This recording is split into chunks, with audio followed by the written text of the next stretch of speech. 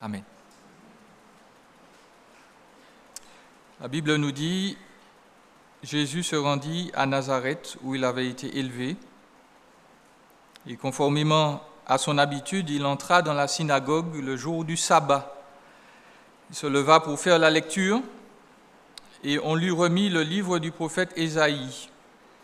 Il le déroula et trouva l'endroit où il était écrit « L'Esprit du Seigneur est sur moi parce qu'il m'a oint ou consacré par onction pour annoncer la bonne nouvelle aux pauvres.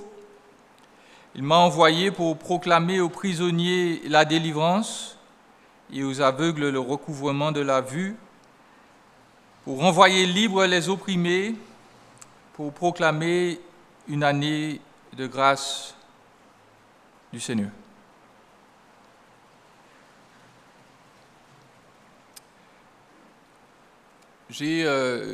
J'avais un camarade de classe quand je vivais encore à Ducos à cette époque, et c'était quelqu'un d'assez joyeux, d'assez spécial. Il était meilleur en maths que moi, mais bon, ça c'est pas un exploit. Mais il était toujours de bonne humeur. Et à chaque fois qu'il était quelque part, ça nous enchantait beaucoup. Et puis on a grandi, on s'est perdu de vue, je suis revenu ici, et puis on s'est retrouvés. Et de temps en temps, nous discutions, je lui partageais l'Évangile, et il n'a jamais trouvé cela vraiment intéressant. Il avait ses propres croyances. Et puis, un autre camarade m'a appelé il y a quelques années de ça. Il m'a dit, tu sais, Dominique est décédé. Et ça a été le choc pour toute la classe, en tout cas ceux qui vivent encore ici. On s'est retrouvés à la veillée. Il a eu la dengue. Et puis, il est entré dans le coma et il est mort. Il ne savait pas qu'il était malade au départ, ou en tout cas, il ne savait pas la gravité de sa maladie. Et il est parti. Il avait juste 1 an de plus que moi à l'époque.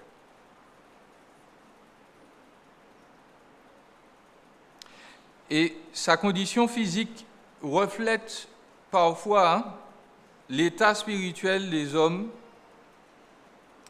quand ils s'écartent de la parole de Dieu, quand ils ne s'y intéressent pas. Et Jésus, ici, vient parler à sa communauté et il leur dit que vous avez besoin d'être restaurés. Vous avez besoin d'être restaurés par l'Évangile, par la bonne nouvelle.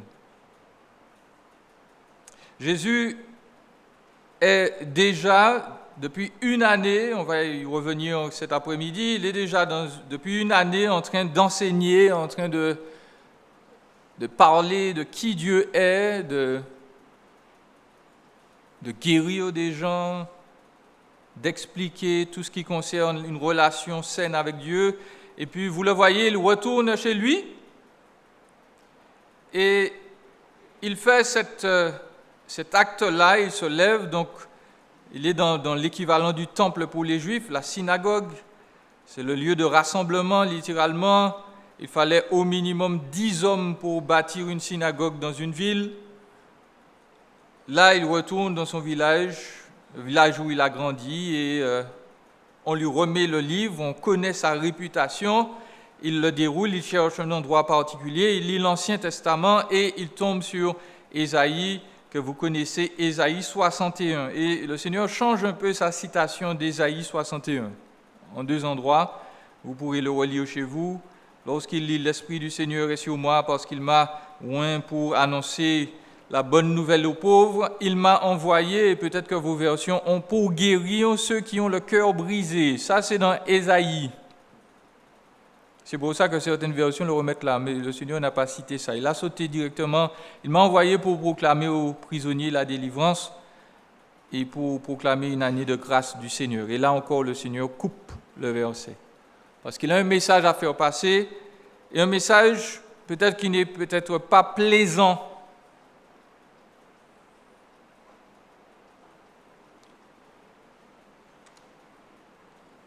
Mais il faut écouter.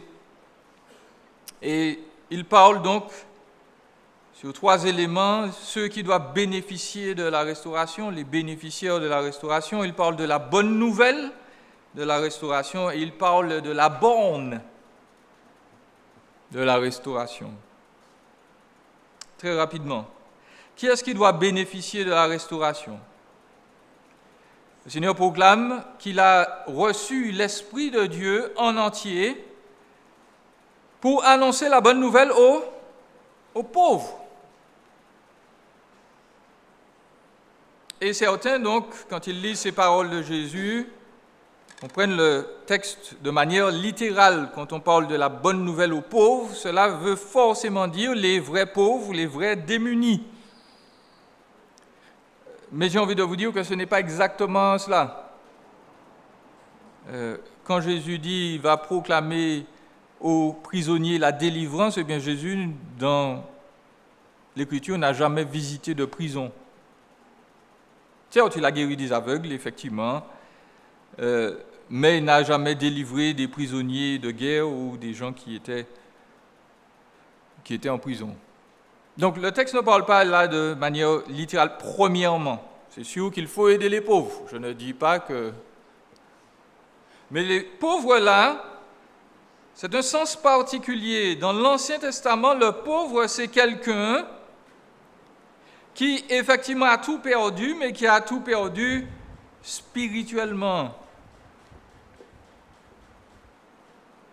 Le mot pauvre, il est spécial ici. Il y avait d'autres termes pour parler des pauvres. Il y a des gens qui n'avaient pas grand-chose. On employait un autre terme pour cela. Mais là, on nous parle des pauvres. On nous parle littéralement d'une expression qui signifie tendre la main en se couvrant la face. C'est ça que ça veut dire, le mot pauvre, en grec. Ça veut dire la personne est destituée et elle est dans la honte parce qu'elle n'a plus rien.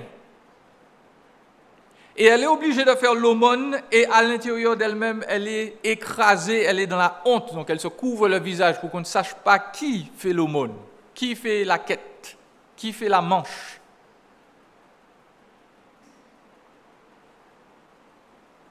Le texte veut dire que quand on est pauvre, on se reconnaît comme totalement sans ressources, sans aucune aide,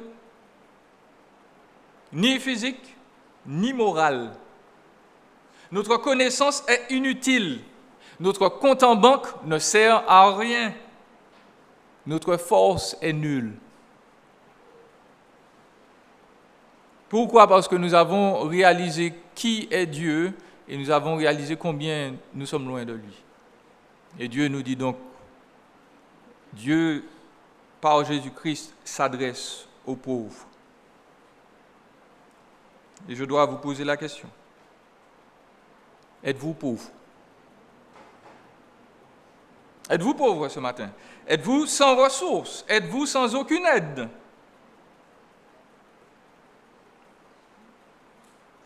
L'Écriture nous dit aussi que le Seigneur est venu, il a été envoyé pour proclamer aux prisonniers la délivrance.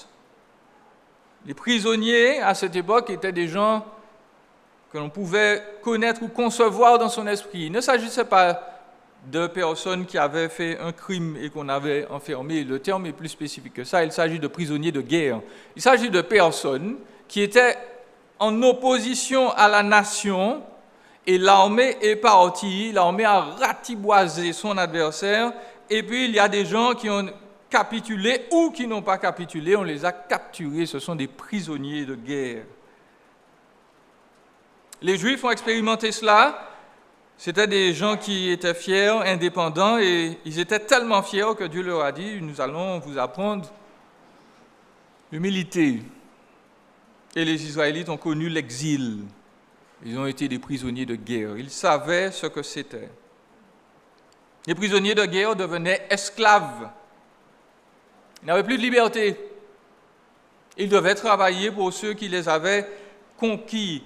Bien entendu, le sort des femmes, des jeunes filles était peu enviable. Elles étaient souvent violentées ou elles devenaient des épouses de force. Quand on est un prisonnier de guerre, ce n'est pas une sinécure. Et Jésus nous dit, je suis venu libérer les captifs. Parce qu'encore une fois, là, il s'agit d'un terme spirituel. Êtes-vous captif? Est-ce qu'il y a quelque chose dans votre vie qui vous tient? La peur, l'angoisse. Peut-être l'influence de certains sur vous. Vous avez été persécuté au travail.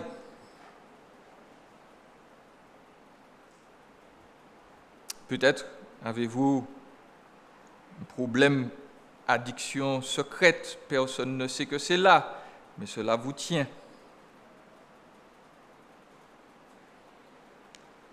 Êtes-vous prisonnier? Avez-vous réalisé que tous les hommes sont des prisonniers?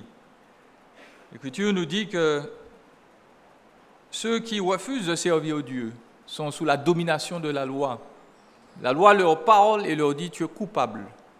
Tu es prisonnier d'une condamnation que Dieu lui-même a énoncée sur toi parce que tu n'es pas capable d'être en relation avec lui de manière sincère, de manière réelle, de manière parfaite comme il l'attend. L'Écriture nous dit que nous sommes condamnés donc et prisonniers du verdict de Dieu. Nous sommes prisonniers de notre péché. Aucun être humain ne peut s'arrêter de faire le mal.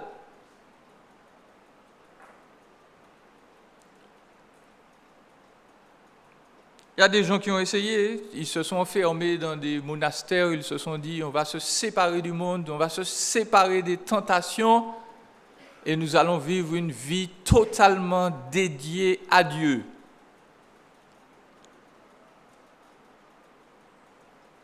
Il y en a qui se sont dit la sexualité est un problème, donc nous allons faire un vœu de chasteté. Ce n'est pas seulement ici en Europe, c'est en Asie aussi, il y a des moines en Asie.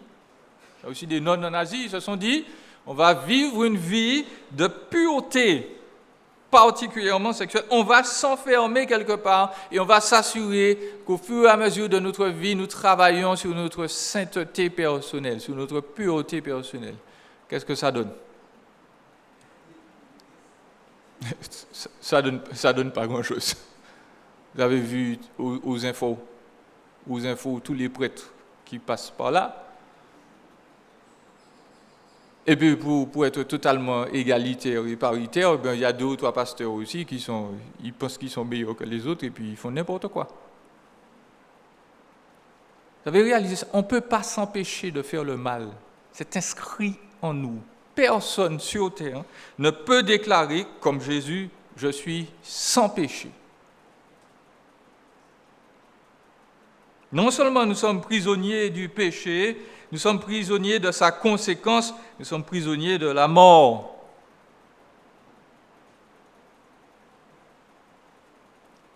Les hommes philosophes, les présidents de Google, Mark Zuckerberg, sont en train de travailler sur l'antidote, comment freiner vos gènes pour que la mort ne vienne pas frapper à votre porte.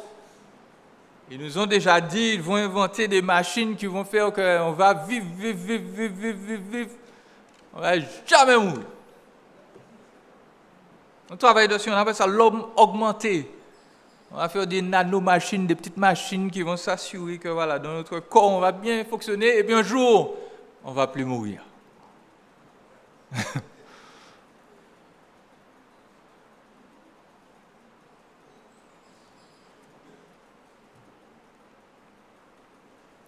Chers amis, de la même manière que mon camarade de classe, vous ne pourrez pas choisir le jour où vous allez partir. Et je ne peux pas non plus choisir le jour où je vais partir. Aujourd'hui, on nous parle de mourir dans la dignité, etc. Mais même là, les circonstances qui nous ont amenés à choisir de mourir avec dignité, on ne les a pas contrôlées non plus. L'homme ne contrôle rien. Nous sommes prisonniers, mes amis.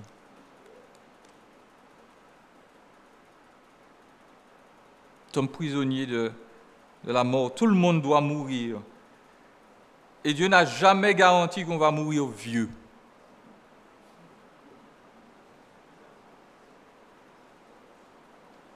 Certes, il y a des vieillards qui meurent. Hein? Il y a des gens de 90 ans, 100 ans qui meurent. Il y a des gens de 60 ans qui meurent, des gens de 70 ans. On se dit, voilà, bon, c'est dur, mais c'est un peu normal.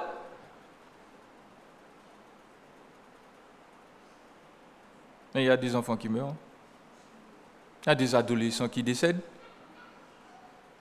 Il y a des bébés qui n'ont même pas le temps de respirer une fois. Ils sont morts. Personne n'y échappe. Et pour conclure, nous sommes prisonniers, dit l'Écriture, de celui qui est l'ennemi de Dieu et qui veut nous enfermer, nous empêcher de se tourner vers Dieu. L'Écriture nous dit dans 2 Corinthiens 4 que le Dieu de ce siècle aveugle les hommes pour qu'ils ne voient pas briller la splendeur de l'Évangile. Nous croyons qu'il y a des êtres vivants qui sont spirituels, ils n'ont pas de corps. Certains sont bons, servent Dieu, d'autres sont mauvais. Et tous ceux qui s'opposent à Dieu, qui ne se soumettent pas à ce que Dieu dit dans sa parole, sont sous la domination de cet esprit qui veut se rebeller contre Dieu. Ils suivent sa rébellion. Ils désirent tout ce qui est malsain et mauvais. L'Écriture nous dit, si on ne connaît pas Dieu, on est esclave, on est prisonnier, prisonnier de guerre.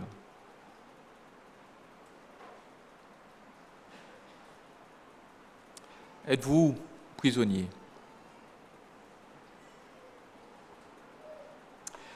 Jésus continue, il dit que lui, il est venu proclamer aux aveugles le recouvrement de la vue.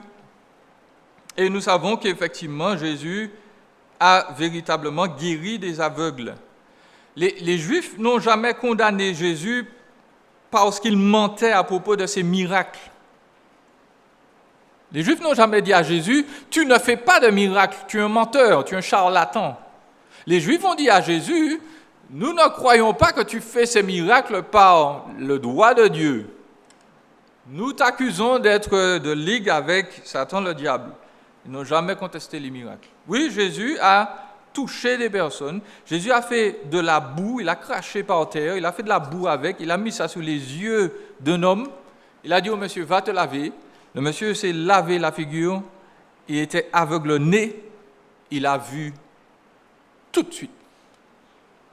Pas besoin de lunettes, pas d'opération, pas de laser, rien du tout. À cette époque, on tombait facilement, entre guillemets, aveugle. Il y avait un problème d'hygiène. Il n'y avait pas de savon, il n'y avait pas de solution hydroalcoolique à cette époque. Hein. Réfléchissons-y, il n'y avait même pas de papier toilette. Les gens vivaient, faisaient leurs affaires, sortaient des champs, avaient manipulé la bouse de vache, et puis on leur disait « Ta femme va accoucher !» Et puis ils rentraient, ils ne s'étaient pas lavé les mains. Les gens mouraient comme des mouches, parce qu'il n'y avait pas d'hygiène. Et très souvent, donc, surtout dans les pays désertiques, il y avait de la poussière, il y avait donc un manque d'hygiène, les gens se frottaient les yeux, et puis ils perdaient la vue. Et perdre la vue, toujours à notre époque, mais à cette époque en particulier, c'était quelque chose d'absolument terrible. Si vous perdiez la vue, c'était comme si vous aviez perdu la vie. Ajoutons à cela qu'il y avait souvent des guerres, donc il y avait des gens qui envahissaient les régions, les pays, les villages, et puis parfois, souvent, pour punir les gens qui leur avaient résisté, on les faisait s'agenouiller là, et puis on leur crevait les yeux. On les laissait en vie, mais on les laissait à moitié vivants. Les aveugles, donc, étaient extrêmement pauvres. C'était des gens qui n'avaient presque aucune ressource parce que, si c'était des hommes en particulier, ne pouvaient pas travailler et il n'y a bien entendu pas de sécurité sociale. Il fallait mendier la plupart du temps, ou si on avait des parents riches, s'en sortir un tout petit peu. Ils devaient tâtonner pour marcher. Ils avaient souvent des bâtons pour ne pas se cogner dans les obstacles de la vie. Dans le monde grec, il était considéré impossible de guérir les aveugles.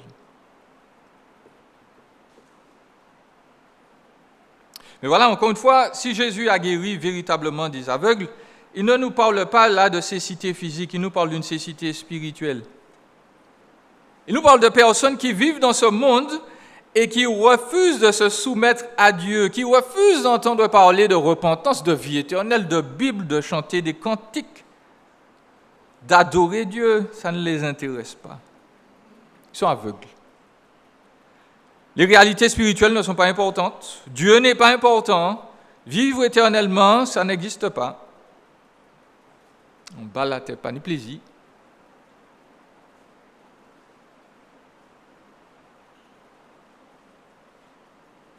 L'Écriture dit que Jésus est venu éclairer ces gens-là, leur donner une vision spirituelle.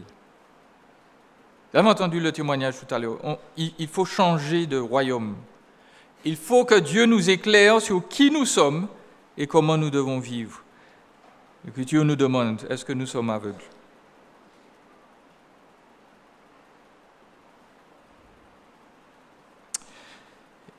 Et puis, le Seigneur est venu s'adresser à ceux qui sont opprimés. Et là, cela nous concerne tous. Les opprimés sont littéralement des gens qui sont meurtris, qui sont brisés en 1000 morceaux. C'est ça que le mot veut dire. Des gens qu'on a cassés. Des gens que les détresses diverses de la vie ont broyés. Ce sont les gens dépressifs, ce sont les gens malades, ce sont les gens agoraphobes, les gens qui n'aiment plus la foule parce que les gens qui se méfient d'autres personnes parce qu'ils ont déjà souffert. Et ce n'est pas tant donc qu'ils ont forcément péché, mais surtout qu'ils ont reçu, entre guillemets, les conséquences du péché des autres. Et parfois, quand on est meurtri comme ça, on essaye de meubler sa vie, on est triste et on essaye de la remplir de toutes sortes de choses, de relations, de gadgets. On essaie de la remplir de bruit. Là où je constate cela le plus, c'est quand on est sur la plage. On est sur la plage, avant on ne faisait pas ça, mais maintenant, on met la sono à fond. Et bon, je suis mélomane, hein, j'aime la musique. Hein, ça ne me dérangerait pas d'entendre de la musique, mais la musique commence à 9h, et puis elle se finit à 17h, 18h, quand les moustiques commencent à nous dire qu'il est temps de partir. Et ce qui m'intéresse le plus dans ce phénomène, c'est que non seulement elle est forte, donc il faut que tout le monde partage votre musique, mais souvent les gens sont dans la mer. Vous voyez, ils sont en train de s'amuser, des fois ils sont loin. Mais les baffes sont toujours à fond, le volume est toujours à fond. Une fois j'étais tenté d'aller puis de baisser parce qu'ils n'étaient pas là. Je me suis dit, bon, je dis, il vaut mieux vivre. Ta femme t'aime bien, il vaut mieux laisser les choses en l'état. Mais les gens n'étaient pas là. Mais il fallait le bruit. Il fallait le bruit ambiant. Il faut remplir sa vie de bruit. Et j'ai envie de vous demander, est-ce que vous êtes opprimé à l'heure actuelle? Avec quoi avez-vous rempli votre vie? Si vous êtes opprimé, si vous êtes brisé, si vous pensez que vous êtes aveugle, si vous êtes prisonnier, eh bien Jésus s'adresse à vous ce matin. Jésus ne s'adresse pas excusez-moi, aux gens qui pensent ne pas avoir besoin de lui. Jésus parle à ceux qui reconnaissent leur pauvreté spirituelle, qui savent qu'ils n'ont rien sans lui, qu'ils ne peuvent pas voir sans lui, qu'ils sont prisonniers de toutes sortes de choses et opprimés. Et Jésus veut les restaurer. Comment? Par la bonne nouvelle.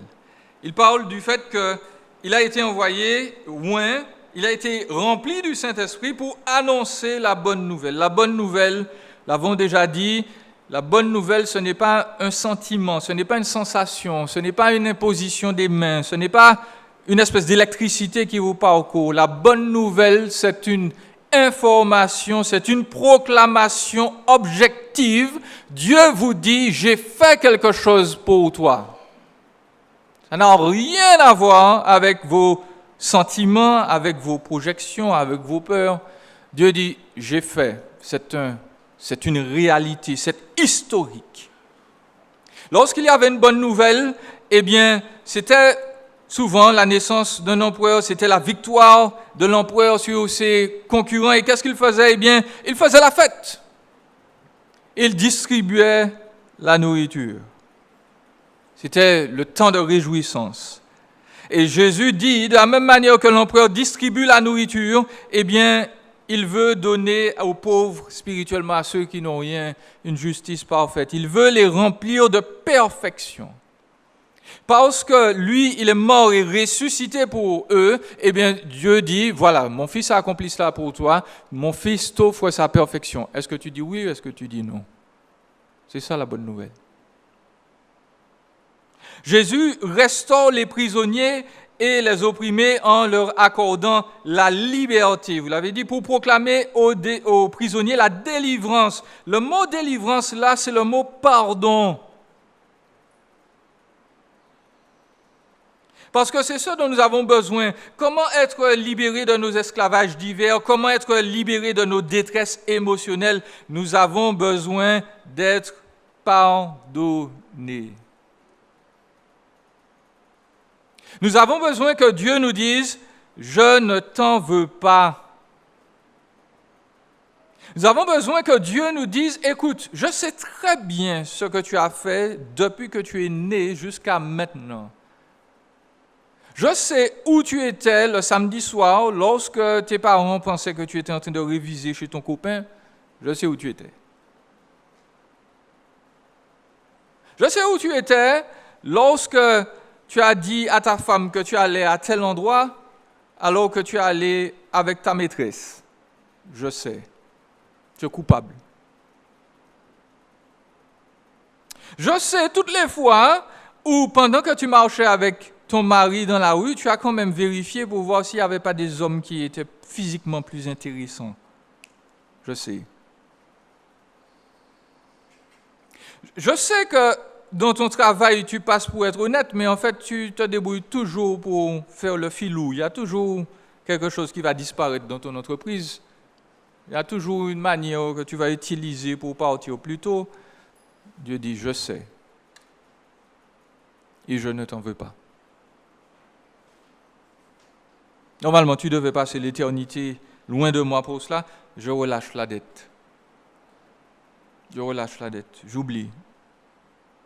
Ce ne sera jamais compté contre toi. Personne ne pourra t'accuser. C'est effacé.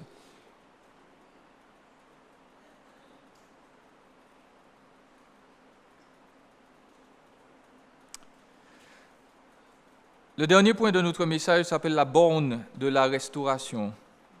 Une borne définit des limites. Le Seigneur Jésus a dit « Je suis venu pour proclamer une année de grâce du Seigneur ». Le texte étant encore une fois non littéral, c'est une image. Jésus n'est pas venu prêcher simplement une année de grâce parce qu'il va continuer son ministère pendant 2 ans encore. Il va le continuer à travers ses apôtres, à travers son Église. 2000 ans plus tard, le Seigneur continue son ministère. C'est toujours l'année de la grâce de Dieu. L'année ici, ce n'est pas une année littérale. L'année, c'est le temps de la grâce. Mais puisque Dieu utilise cette formule une année, cela veut dire qu'il y a une limite. Et je vous disais que Jésus n'a pas cité tout le texte dans Ésaïe. On va le regarder pour terminer. Ésaïe 61. On regarde dans nos Bibles Ésaïe 61. Et on va lire les versets 1 et 2. Ésaïe 61 dans l'Ancien Testament. Le texte que nous avons lu là, et qui nous parle de la limite de la restauration de Dieu. Dieu nous offre un pardon total, entier, un relâchement de dettes, une suppression de toutes nos fautes passées, présentes, futures. Ça, c'est certain. Celui qui croit en Jésus-Christ, c'est tout.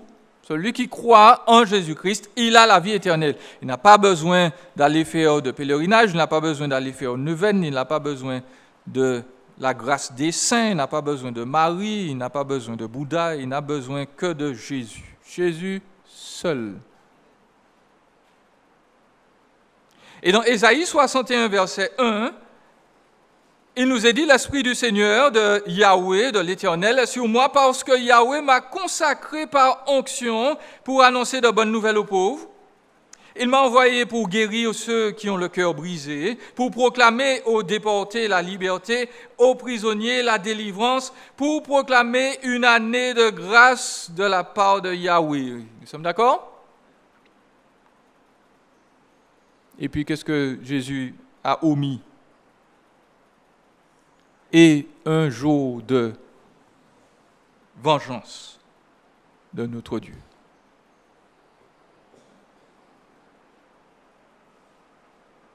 Vous voyez, il y a une limite dans la restauration. Dieu veut faire grâce. Mais en même temps, il faut nous rappeler que la grâce de Dieu ne veut pas dire que Dieu est débile, que Dieu est fou. Il offre sa grâce. Et ceux qui la reçoivent sont pardonnés à tout jamais de toutes leurs fautes. Mais l'Écriture nous dit que pour ceux qui refusent sa grâce, Dieu est un Dieu de vengeance. Parce que Dieu est juste. Dieu est juste. Et ceux qui le méprisent, qui méprisent ses enfants, devront lui rendre compte.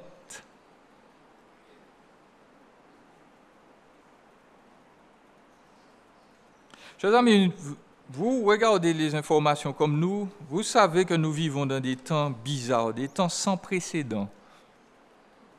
L'Australie a failli brûler, vous avez vu ça? Et l'Australie, ce n'est pas un pays qui n'a pas d'argent. Hein? L'Australie a failli brûler.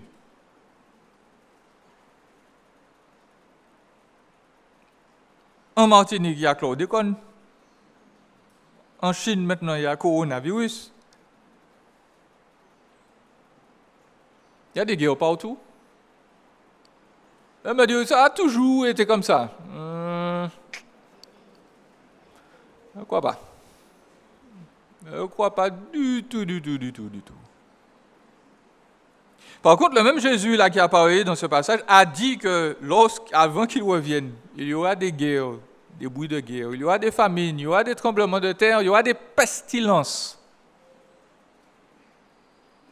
Mes amis, de la même manière que nous ne savons pas quel jour nous allons partir, nous ne savons pas non plus quel jour Jésus va revenir. Parce qu'il a dit qu'il revient. Et nous conseillons à tous ceux qui ne l'ont pas encore accepté comme seul maître et sauveur de leur vie, de se soumettre à lui. De considérer que Jésus est venu, il est venu accomplir ce ministère parce qu'il aime les hommes. Et nous ne sommes pas là simplement pour imposer une espèce de moralité bizarre aux gens.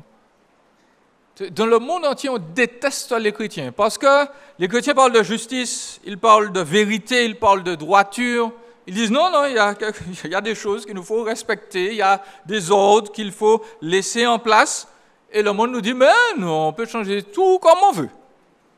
On peut changer le mariage, on peut changer le gène des gens, on peut tout changer. Il n'y aura aucune conséquence négative. Jésus dit qu'il est venu proclamer une année de grâce du Seigneur et tant que nous vivons, nous avons l'opportunité de nous repentir. Mais Jésus proclame aussi qu'il y a un jour de vengeance qui vient. Parce qu'on ne se moque pas de Dieu, mes amis. On ne se moque pas de Dieu.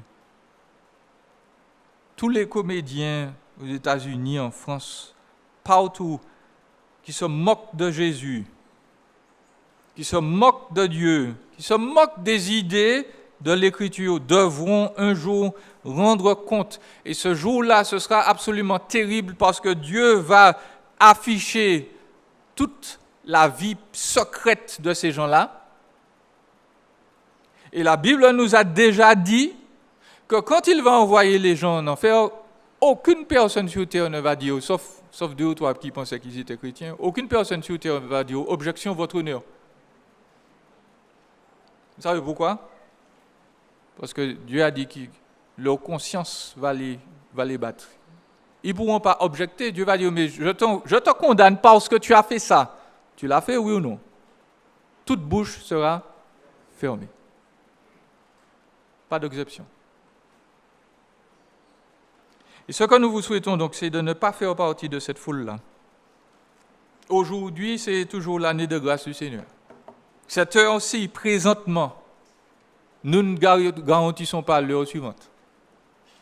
Dieu ne le fait pas non plus. Alors nous invitons tout un chacun